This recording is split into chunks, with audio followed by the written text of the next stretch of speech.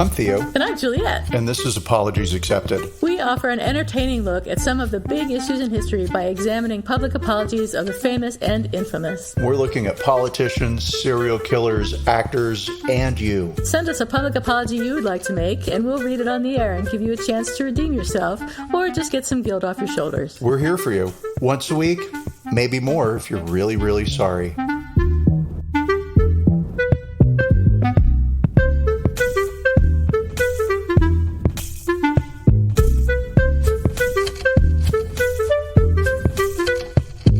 Hi, everybody. This is Apologies Accepted, the podcast. And I'm not Theo. And I'm not Juliet today. Well, ever. Luckily for sometimes you, you're not me. Sometimes I am you, and I don't tell you. On vacations. And I would like to know, Theo, what is shaken bacon? Tell me. So nothing. Absolutely nothing. It's just I don't believe it. It's true. No, work. Let me think. Hard worker. Yeah, work, and more work. Some news stuff shaken. So I will say my news boycott lasted up until Trump was indicted. And then it was like, all right, well, let's look at the news and just kind of see what's happening. And, of course, it was all Trump. But it does kind of feel like, and I'm looking for a really good analogy, it feels like a bunch of 5-year-olds were let loose at a birthday party. And there's cake just smeared all over the walls and bouncy counts jumping up and down and the kids running around like crazy. And it feels like mom has just entered the room. Yeah. Right. It feels like, oh, there's an adult, regardless of the circus that's going on and what all of the newscasters have to say and how they want to speculate. It kind of feels like there is some reality entering the picture. Oh, I hope so. Your mouth to God's ear. Or his whatever, because maybe he doesn't have ears. Oh, well, it's also gentle.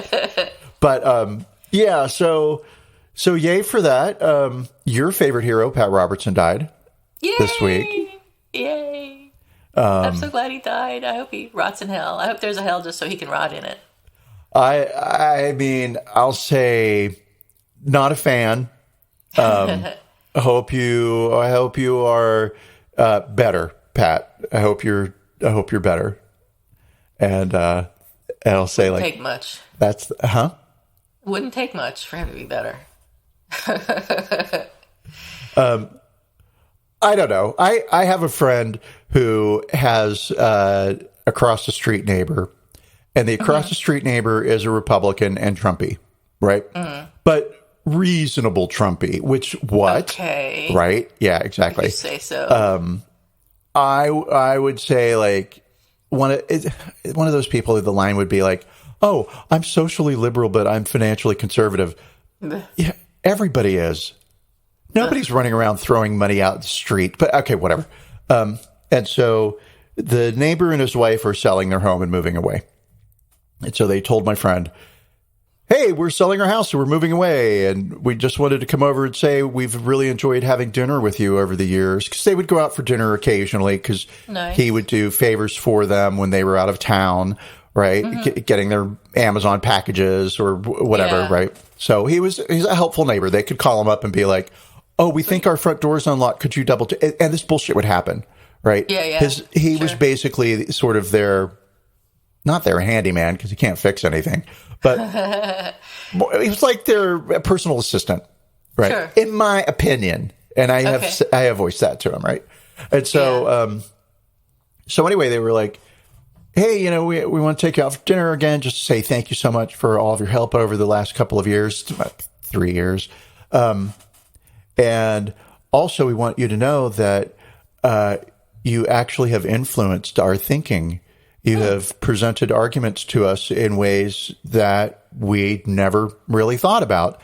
And while you haven't necessarily changed, I'm paraphrasing here, right? No, this is exactly what they said. But while you haven't necessarily changed our minds, you have given us another frame of reference. And Okay.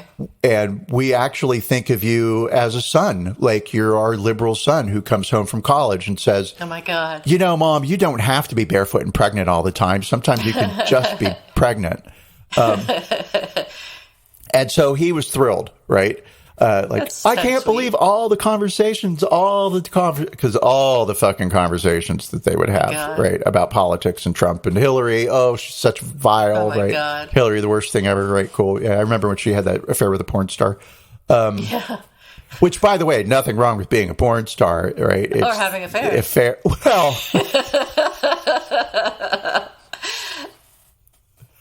I don't set the rules. I just know I was given a guidebook and told I was given an instruction book and told, like, follow these. What a nice segue into our show. But yeah. So anyway, so in the same way that my friend opened the eyes of some Trumpians, right, to at least see that, like, okay, maybe the left isn't making bullshit up. We still love Trump, but maybe he's a dick. Maybe Pat Robertson is in that same place right now. Okay. Where who cares? He's dead. Anyway, that's really, you can tell I have one meager piece of bacon. It's not even mine. Well, that's a sweet little story, though. Well, yeah, I thought so. Will Yes. change their minds completely one day. But Understanding. you never know. Yeah. Okay, but you've got bacon. So what's A little bit of bacon. What's shaking bacon? So I'm going to New York this coming weekend, which is very exciting, going to see that Hannah Gatsby exhibit on Picasso that everyone hates. But I'm looking forward to it. I'm sure I will enjoy it thoroughly because I'm smarter than everyone and I can see what she was getting at. Of course. She designed it for you. She just did design it for me. I'm also, the new news is that I'm going to Stockholm in October. My cousin has another musical event that she wants to go to. This one is a little different than the last one. This is new age sort of music. I mean, it was new age before, but anyway.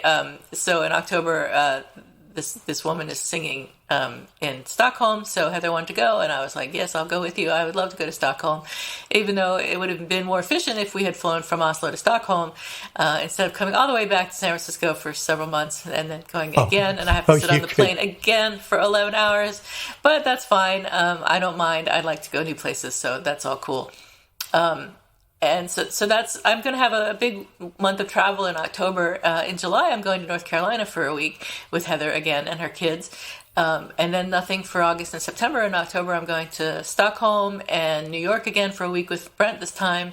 And also to Joshua Tree for a concert for bands that I like and Brent likes. So that should be fun. It should be a fun month. And that'll be the first month since my job ends. So I have a month of travel and fun, and then I'll have to go back into hunting for a job. And the other thing I wanted to bring up with you is that I was listening to, well, first off, one of the podcasts that I occasionally listen to has started having ChatGPT read the stories, which is really off-putting, I think. But I mean, it sounds almost like a person, but not quite, and it is off-putting. But they do that. So I guess what the guy does is I think he writes his own stories, but then he has ChatGPT voice the podcast. And then I was listening to another podcast, and they were mentioning that some other additional podcast has ChatGPT write podcasts for them. So I was thinking when we go on vacation, we should ask ChatGPT to write an article for us about a good apology, and then they should read it, and then we have a ChatGPT podcast. I'm not serious. Oh, well, I was going to say, if you can pull that off, great. Instead of having our classic episodes, which everyone loves, we could have a fully fake episode. And what would be really fun about it is to see how badly ChatGPT screws something up. Or how much better it is than we are. Or how much better it is. Yeah. Do you think we'd have more listeners if we had ChatGPT do all the work? We'd have more robot listeners. Yeah, that would be fun. Because they have money. Robots have money. So they could get us. I was going to say good taste, but no, they don't. They have whatever they're programmed to have. Yeah. Yeah. And that's all my bacon this week, except I took the dog to the vet, but she's fine. I thought she had a UTI, but she's good. So, yeah, no news is good news, right?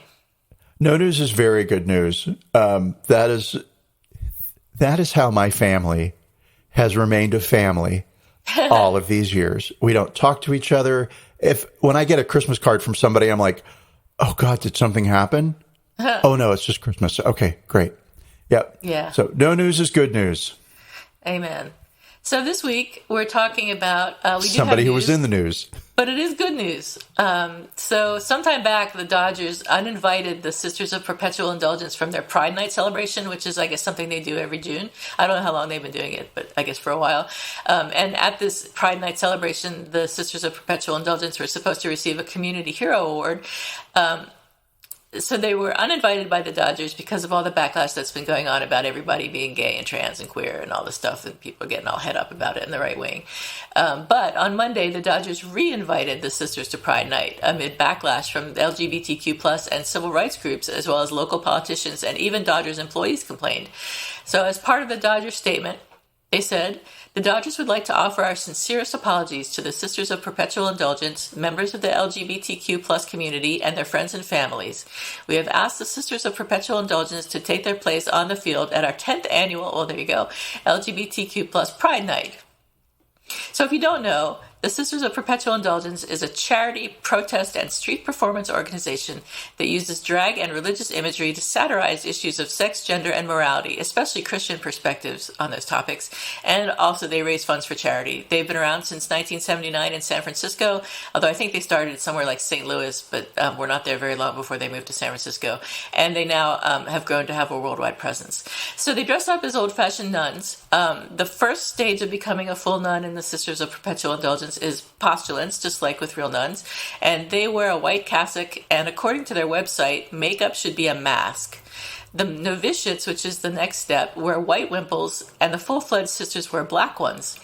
And the website pictures a bunch of sisters wearing white face paint and exaggerated makeup and colorful clothing. So the question that I have for you, Theo, and for our listeners, even though they can't respond, is do you think the Sisters of Perpetual Indulgence are drag queens or cross-dressers, or are they just people dressing up in costumes? Yes, and yes. So it's Really? a group, and so different people within the group have different reasons for being there. It is performative at one aspect. And so some of the sisters do, look at me going all woke, do identify as drag queens, right? Or are drag queens, right? Right. And some of them are creating characters a la, I'm trying to think of a famous a la Ronald McDonald. Who? Ronald McDonald. I'm trying to think of a famous clown. Yeah. Okay, yeah. And so I did hear an interesting take on this. Some of the sisters are known to other sisters only by their name in the group. Like Sister Boom Boom or something. Yeah, exactly. So everybody might know Sister Boom Boom, but nobody knows that Sister Boom Boom is really Frank, right? Right. Or may not even be aware of where Frank, I can't say. Lives. Yeah, exactly, right? Yeah. And the idea behind that, I listened to an interview with one of the sisters, is that it's not about me as the secular person. It is about what goodness I am doing, right? As she was talking about, I'll use the word, let's say social services. I was going to say ministry, which was the word she used. But, at the same time, it's kind of like you are bringing food to hungry, poor people. So social services, right? So it's all of those things. I don't think there's any one specific. There's no one answer. Yeah. So it depends on the person, basically. That's pretty cool. It seems like a great group. And the sisters themselves say the Sisters of Perpetual Indulgence are a leading-edge order of queer and trans nuns. We believe all people have a right to express their unique joy and beauty. Since our first appearance in San Francisco on Easter Sunday, 1979, the sisters have devoted ourselves to community service, ministry, and outreach to those on the edges, and to promoting human rights, respect for diversity, and spiritual enlightenment. We use humor and irreverent wit to expose the forces of bigotry, complacency, and guilt that chain the human spirit. I think that's nice. I don't see them around very much these days, but I'm sure I know they're still there, obviously, because they're getting an award. And perhaps I don't get out of the house, so that might explain it. Or go to the places where they are at. I mean, I never go anywhere, so that's probably why they don't come to my house. So there we go. The Catholics, of course, being Catholic, had protested the sisters' participation in the Dodgers Pride Night and the Community Hero Award, and are continuing to protest now that the award is back on. Catholic Vote has put out an ad titled "The Dodgers Have Lost Their Way" as part of the organization's $1 million campaign to raise awareness. The ad is running on TV and digital platforms in the LA area this weekend. And the director of the Catholic Accountability Project at Catholic Vote said, "The LA Dodgers' choice to honor a group that exists to mock, sexualize, and pervert the teachings of the Catholic faith is wildly out of line with their tradition of inclusivity, love, and their history of fighting bigotry." And it just pisses me off when I see these people using terms like bigotry and inclusivity and love, because I don't know anything about any of it except for what the bigotry that they themselves practice. And I mean, define bigotry, people. But anyway, so in addition to that, it's my opinion that when you put yourself in the position of giving community hero awards, and this is about the Dodgers now, you'd better understand who you consider a community hero, and you need to know what your values are. So you can't cater to both the Sisters of Perpetual Indulgence and the Catholics, so you need to be pretty clear on your morality and strong enough to stand by it. And I don't think the Dodgers have been very good at that in this instance. So such an incredibly interesting point, right? Because there is this backlash happening against corporations who are, we'll say, queer affirming, because it's Pride Month, yay, right? And so I say that because it means absolutely nothing to me. And I am gay. I should be the one that's like, thank God it's my month. I can breathe free. So given all of the like hype around Bud Light and Dylan and that boycott, there was the Target boycott and conservatives not shopping at Target because of the Pride displays, etc.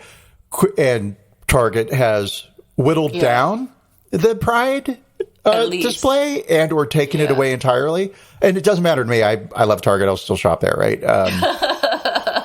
You've sold your soul. I've sold my soul. Well, I need to get things from Target. But they are trying to have it both ways. You know, it is this thing of like, we're going to put up Pride flags in Target and we're going to celebrate, Pride. We're going to take them down. Like, to your point, know your audience, know who your audience isn't, and know who you want your audience. Who are you courting? Who are you going to stand up to support? Yeah, exactly. Yeah, do it. You're going to have to at some point put your values on the line, so you better understand what they are. You can't have it both ways. Right. And if you do want to have it both ways, then you just have to be completely neutral about everything. But that's really impossible, right? Especially now. Well, it's totally impossible. And let's take the Dodgers, right? So they've got like a Black Heritage Night, they have a Korean Heritage Night, they have a Mexican Heritage Night, they have a Latino Heritage Night. And why? Because they got a stadium that's open up basically every night of the year. I don't know how long baseball season is or when people go, but like they got a lot of seats to fill. And so how are you going to get people in? They probably have like Pet Owners Appreciation Night. I don't know. Pet Rock Night. Pet Rock Owners. having the Pride Night eventually became inevitable. They probably have like a Gay Parents Night, right? I don't know what other nights they have, but it's all for commerce, right? Yeah. It's making those ticket sales. And so yeah. Right. Yeah, I understand. I think, though, that they really do need to think about it a little more. And the sisters have been very gracious, though, in their response to being reinstated at Pride Night and getting the Community Hero Award. And they have said, this is a little bit long, but this is their response. "We, the Los Angeles Sisters of Perpetual Indulgence, are proud to accept the Community Hero Award from the Los Angeles Dodgers for our 27 years of service to the LGBTQIA2S community. This morning, our abbess, Sister Dominic, and another board member, Sister Berence Nose, met with the Dodgers president and CEO, Stan Kasten, heads of leading Los Angeles LGBT community organizations, and members of government from West Hollywood, Los Angeles County, and the state of California legislature. A full apology and explanation was given to us by the Dodgers staff, which we accept. We believe the apology is sincere because the Dodgers have worked for 10 years with our community, and as well, they have asked us to continue an ongoing relationship with them. In the future, if similar pressures from outside our community arise, our two organizations will consult and assist each other in responding, alongside our colleagues at the Los Angeles LGBT Center and others from the LGBTQIA2S community, now more closely tied with the LA Dodgers than ever before.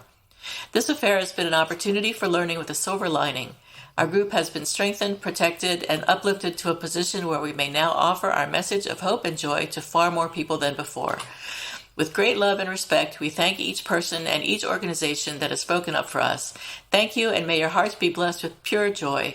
May the games be blessed. May the players be blessed. May the fans be blessed. May the beer and hot dogs flow forth in tasty abundance. I have to say that I'm personally familiar with the Sisters of Perpetual Indulgence, but in a very limited way. Like, one of them used to roller skate through West Hollywood. Right. Oh, cool. Every now and then I would see her on her skates. And I thought that was it. I thought that they were just drag queens dressing up like nuns. And I had zero idea about their charity work. I had zero idea that they actually consider themselves to be some form of a spiritual organization, although not affiliated officially with any one religion. Right. And I also thought that their name, Sisters of Perpetual Indulgence, was more about hedonism, right? And self-indulgence than anything else, right? Right. So when I found out this morning, like an hour and a half ago, that the name actually is in reference to the Catholic Church sale of indulgences. Right?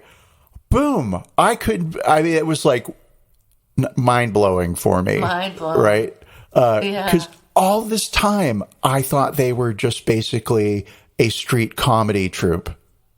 Oh, I see. Right? Oh, interesting. It's sort of like, did you know the Church of the Flying Spaghetti Monster? Anybody can join. You just put a cauldron on your head? What, colander on your head? A colander, yeah. Both are equally ridiculous, but the cauldron is more ridiculous, right? At least you can see where you're going with a colander because there are holes.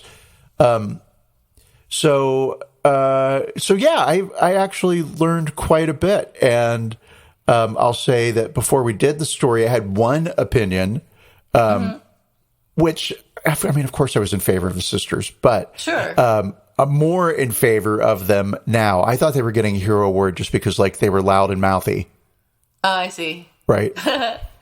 And nope, they actually do good for the community. The community work they did. Absolutely awesome. Amazing. All of that was born out of the AIDS crisis. So the little bit of history that I learned about the sisters, two gay guys in Cedar Rapids, Iowa, met. Yeah. They were part of a drag performance group. And one day they were like, hey, we should try and do something with some nuns. So they went to a local convent and asked for some old habits. And the sisters gave them the old habits. Wow. They, at the time, did not say, oh, this is for a drag troupe, right? Yeah. But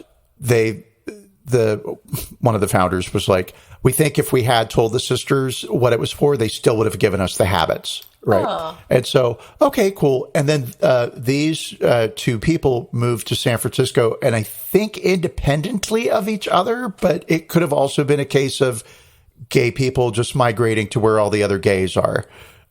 Case in point, hi, I did the very same thing. Hi, LA. And so they were in San Francisco in the late 70s, at that time when AIDS was unknown but spreading. And in that era of the early discovery of AIDS, when it was called GRID, which I think was Gay Resistant Immunity Deficiency, right? And the G very clearly stood for gay, because it was something that was like, affects only gay people. And so gay people were left to their own devices. There was no great outpouring of sympathy because the understanding was you were doing something that is foul and you are giving yourself diseases. And so the sisters stepped in to fill that void of social services. And that's where they get the mission to do good, if you will. But also, why are they street performers? Well, because initially they started off as a drag troupe. I didn't know any of that, and I found it to be incredibly intriguing. It is pretty cool. They seem like a organization of interesting people. And if I were gay, I would join. Well, I think they actually allow anybody to join. They'll let anybody in. Yeah, they're really sweet that way. So I just don't know that I would feel as comfortable just as being a straight person. It seems like it's something that's not really for me. I mean, I can give them money. I'm sure they would take money. So maybe I'll take that approach. They'd spend it on beer. And hot dogs. Yeah. For themselves, not for other. Well, maybe for other people, because they are very giving. For everyone. For everyone. Everyone. So let's talk about the apology from the LA Dodgers. Yeah. They said, in their apology to the Sisters of Perpetual Indulgence, they said, after much thoughtful feedback from our diverse communities, honest conversations within the Los Angeles Dodgers organization, and generous discussions with the Sisters of Perpetual Indulgence, the Los Angeles Dodgers would like to offer our sincerest apologies to the Sisters of Perpetual Indulgence, members of the LGBTQ plus community, and their friends and families. We have asked the Sisters of Perpetual Indulgence to take their place on the field at our 10th annual LGBTQ plus Pride Night on June 16th. We are pleased to share that they have agreed to receive the gratitude of our collective communities for the life-saving work that they have done tirelessly for decades. In the weeks ahead, we will continue to work with our LGBTQ plus partners to better educate ourselves, find ways to strengthen the ties that bind, and use our platform to support all of our fans who make up the diversity of the Dodgers family. Now, I think on its face, that's a good apology. You're gonna see that. I think it could be better, though. Was there an expression of regret? Yes. Explanation of what went wrong? No. They didn't say we caved. We caved to all the right-wing bullshit and withdrew this award, which they should have done, but they didn't. They didn't acknowledge any responsibility. I mean, they didn't really say, we did this. We're sorry. It's our fault. There was a declaration of repentance, and there was an offer of repair since they did invite them back, and they are going to give them the award. But there was really no request for forgiveness. So I rate this apology a 4 out of 10 because they could have made it so much more fun asking for the nuns' forgiveness. I only have to laugh there because, yes, could you imagine how many right-wing people's heads would have exploded if that had happened? Yeah. That would have been great. Yeah. I give it a little higher, so I'm going to give it a 5.5. You're generous. I might even give it a 6. I might give it one above average, right? And it says a lot of the right things, but what I look for in these apologies, as much as it can be visible, right, is I'm going to use the word retribution, and that's not the word I want, and it's not reparation. What's the word I'm looking for? I'm not sure. It's like, you can say something, but your actions really are what I'm looking at. Okay. I don't know. Say the sentence again. Oh my God. It's not reparations. It's not remorse. It's like, it's the put up or shut up, right? So, I'm really sorry that I didn't invite you to my birthday party, compared to, I'm really sorry I didn't invite you to my birthday party, and to make up for it, I'm going to pay for your birthday party. That's not reparations? It's reparations, but there's a word I can't. All right, is it a better word? Okay, I don't know. I've sat on that. I don't know. Anyway, they did something, right? And the something that they did was they re-invited the sisters, and they didn't have to. No, they didn't. Right. Now, admittedly, the sisters were quite surprised by the number of gay organizations that joined behind them. They were not expecting that much support, right? Wow. To the point where, like, I don't know, the Gay and Lesbian Center of Los Angeles was like, sorry, Dodgers, we're not coming. Thanks. Wow. Thanks a lot, but we're not coming. Right. And Nice. the ACLU is like, hey, sorry, Yeah, the ACLU we're not did coming. join. Yeah. Right. And the sisters were not expecting that. They were probably just expecting like, oh, I don't know, because they didn't say what they were expecting. What they said was they were very surprised by not so much the show of unity, but the fact that it happened, right? But I mean, so all those gay organizations said, if they don't go, we don't go. The Dodgers still could have said, hey, sorry, they've been identified as a Catholic, anti-Catholic hate group, and so we just can't. We're real sorry. Anyway, they didn't, and so that's why I give them a bit higher. All right, that's fair. So it's a 5 out of 10. And a total memory lapse on my vocabulary. Awesome. Do you have an apology expected, or who's sorry now?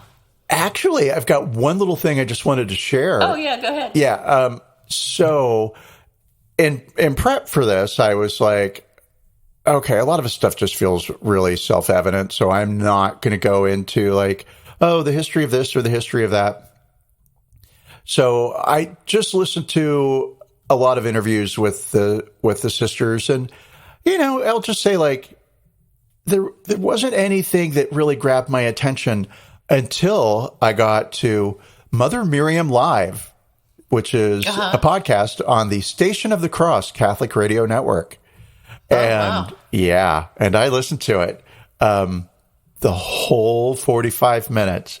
My ears bled, right? Oh, no. And I remember in excruciating detail why I left Catholicism. Oh, yeah. Yeah. And so Mother Miriam spent like the first 30 minutes. In the show notes, it said like talking about the Sisters of Perpetual Indulgence and the Dodgers. And I was like, all right, great. Let me hear from somebody from the church who is upset about this. Right.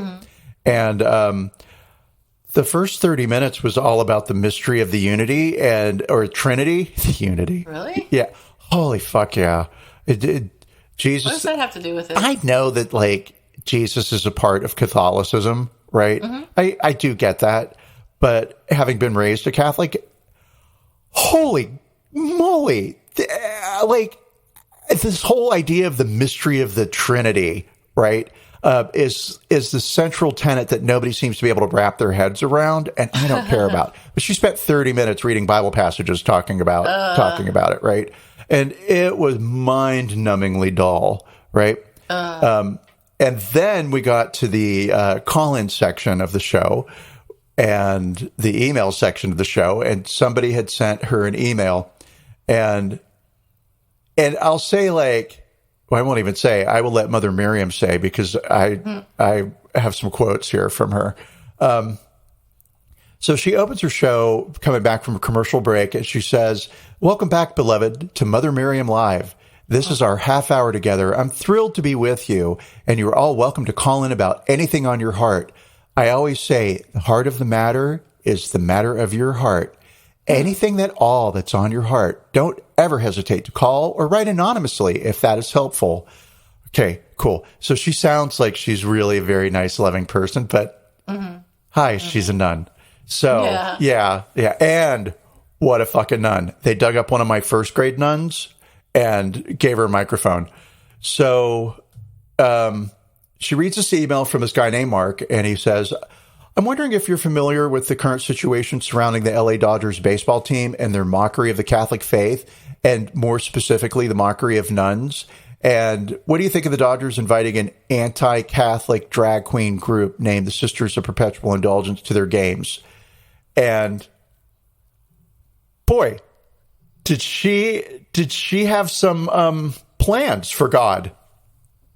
Yeah. So she's like, she says, "It's completely satanic. It's satanic, and there's nothing even neutral about it. And it's such a shame because the owner of the Dodgers is Catholic. I think I've met Tommy Lasorda, and there's a big story there about how I met Tommy Lasorda, but he's Catholic. And I don't know if the ownership has changed, and there has.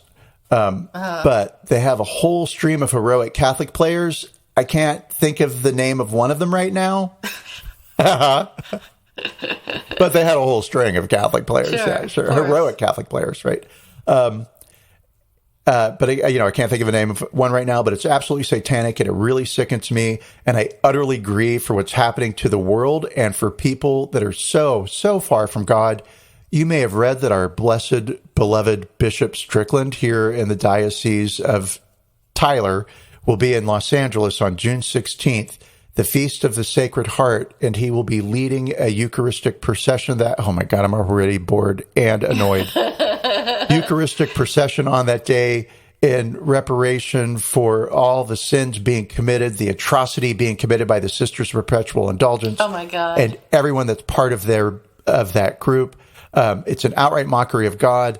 And if God does rain down and destroy the entire baseball field of the Dodgers, I'm not asking for any people to be destroyed, but maybe the night before the game, God could totally obliterate Dodger Stadium.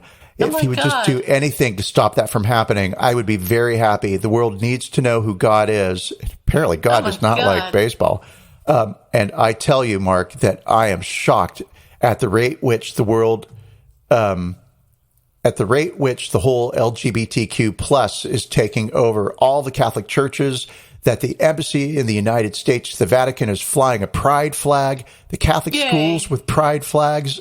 It's unbelievable. Everyone that has been duped. They've all been blinded, and they can call themselves Catholic, but they have left the faith.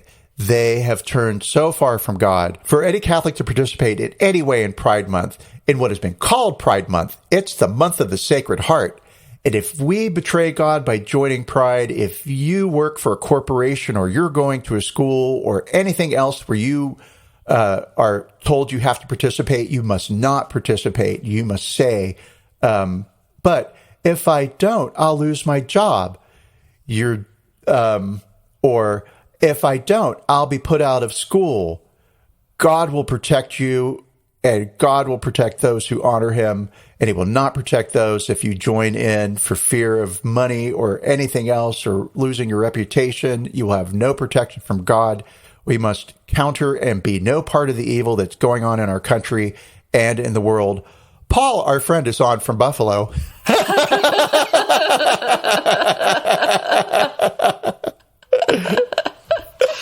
And, oh my God, what a joy she is. I mean, just what a light on earth. I mean, please keep emulating Christ, sister. Yeah.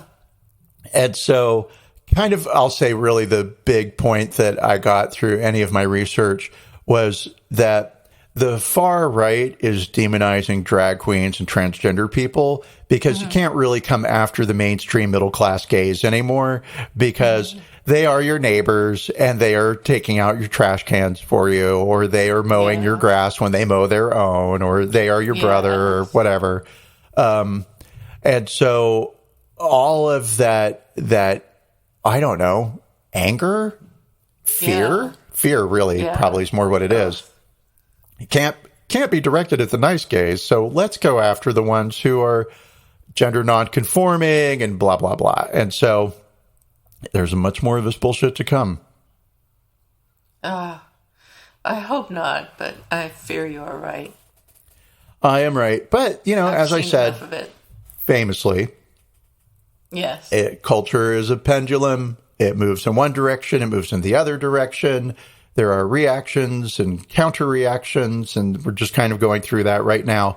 But the thing that I will say is, and believe me, I know that if they come after the drag queens and win, then it's just like one more court verdict before they come after my marriage, right? So I get that, like, there's not a stop thing here. And then they're going to come after my right to have an abortion, which they're already doing, of course. Well, they've already done that. I mean, come after everything. So my right to have a job, my right to vote. So it's all intertwined. It totally we're all is tied up with it, and it's being driven by people who hold very antiquated visions of the world. Yeah, Mother Miriam, when Tom from Buffalo called in, right? His question was completely unrelated to the Sisters of Perpetual Indulgence. His question was around women who hold jobs. Oh dear. Oh fuck yeah! Where do you think that Mother Miriam came down on that? Probably against. Oh, so against. Oh, no. So against. Are you, like, Oh, my God. not even go to, first of all, lady, you've chosen not to get married, and yet you are preaching about how women must get married. Well, she's married to God. Oh, I suppose, well, she had a kid, though, because it's sort of like, well, No. God created women to be mothers. And so Right. if the mother is not in the home, you can have the best father in the home washing the dishes and taking care of the children and changing the But it doesn't diapers and doing count. all the great things. But those children will grow up with a hole in their lives, and the woman must remain at home, and the father should go out and get 3 jobs. And it's like, so if the mother is literally a neurosurgeon and the husband is a school teacher, you want them to live on his salary. Great. Makes sense. Anyway, so that thinking is out there, and it's the last death rattle of that I hope culture. so. I but feel dirty. they've inserted themselves in the courts, and they've inserted themselves in healthcare, and they've inserted themselves into schools, just like they're claiming about us. Yep, exactly. They're the ones who are doing it. Well, okay, so getting on to apologies expected, or who's sorry now? Who's sorry now, Theo? Well, this is apology expected, and it's apology expected from God for more lazy writing. Okay. I am not happy with the way that God is scripting reality, and so apology expected for God for lazy writing. Donald Trump's attorney resigned the day after Trump was indicted, right? Mm-hmm. And the attorney's last name is James Trusty. For real. That's funny. And, I didn't realize that. Yeah. Yep. And so, yep. And Trump's new lawyer, Liar McLiarface, will be moving this case forward. So, apology expected from God. All right. James I'll Trusty, wait for that. You're an attorney? It's funny. And for Trump? Really? Good. Mr. Trusty. What about you? Apology expected? Who's sorry now? So I have one that I like this time, and this is an apology that while I expect it to happen, I don't want it to happen, because Cracker Barrel is getting in on this gay controversy, but this time in a good way. So if you remember, they were in the news 20, 30 years ago for discriminating against gay people. But now they put out a statement on their website for Pride Month saying, in part, our food and decor celebrate warm memories of the past, and our inclusive culture and beliefs help us make way for an even brighter future together. Discrimination, overt or through unconscious bias, has no place at Cracker Barrel Old Country Store. So they put out rainbow rocking chairs in front of their stores. And I know, right? You can't believe it. I can't believe that. And then they set up Pride-themed seating areas.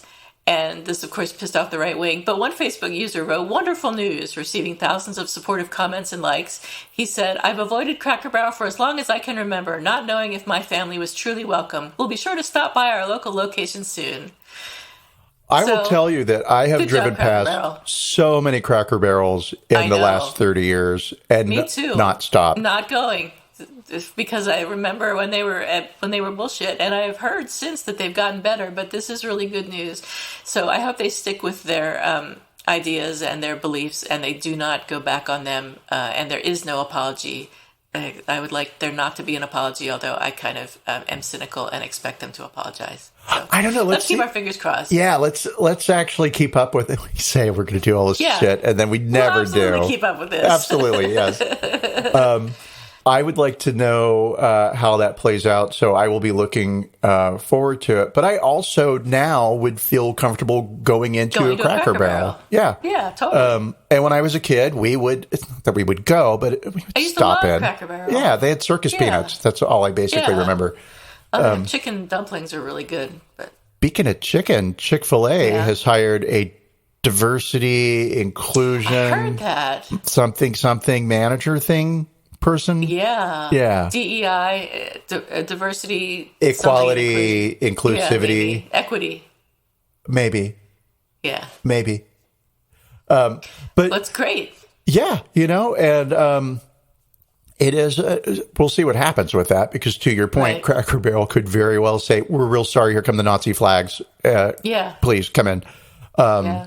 And Chick-fil-A could be like, "Oh, we had to lay off one person. Our diversity, equity, I lead. inclusivity manager. Goodbye." But I don't know. We'll see. I mean, the Dodgers buckled and then didn't buckle. Target buckled, but you get a pass Target, because I can't shop at Walmart. And then because Walmart did not ever apologize for their endorsement of the Duck Dynasty guys, and fine, whatever. There's always Target. And I'm trying to think what else. Yeah. Bud Light. And so it's just going to, when I say everyone, I mean the markets. The markets are going to wait and see what happens with Bud Light and Target and Chick-fil-A and Cracker Barrel, and they'll dip. But if they come back up, well, just kind of that Has raise Bud itself. Light's numbers come back up? I know they dipped by like 20% or something when that whole Dylan Mulvaney thing came out. So I don't know, but I do know that Garth Brooks, who apparently is a country singer, it has some kind of a bar or restaurant in Nashville, and he made a point of saying that his bar is going to serve Bud Light. And so a bunch of people on Twitter, a bunch of Russian bots on Twitter, are saying that they will never go to his bar. Never step foot in his bar, even though I live in Russia. Right. And it's like, he's already got $100 million off of you. He doesn't care if you support his bar. Please. Right. He's got that because it's a tax write-off. I don't know that to be true. I'm making it up. Probably. So today we'll keep our fingers crossed for good outcomes for all the LGBTQ plus people and their friends and family all throughout the world, as we do. All people except the right wing. Exactly. Well, even within except for Nazis. I mean, there's right-wing people who can change their viewpoint, and then they get accepted into the fold. But until then, screw them. Okay, that's what I say. I'm with you. I have no tolerance for the intolerant. That's really hateful of you. Oh well, tough. All right, everybody, stay cool, cucumbers. Don't trip potato chips. Bye, don't cry. I don't have to finish that. You can have the last word in the show. I can shut up. Bye, everybody. Bye. I had the last word again. Say something. No.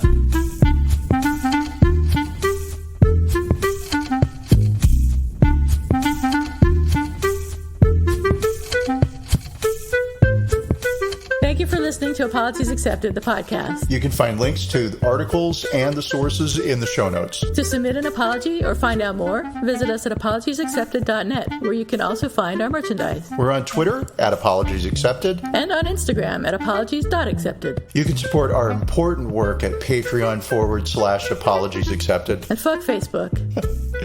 Bye. Bye.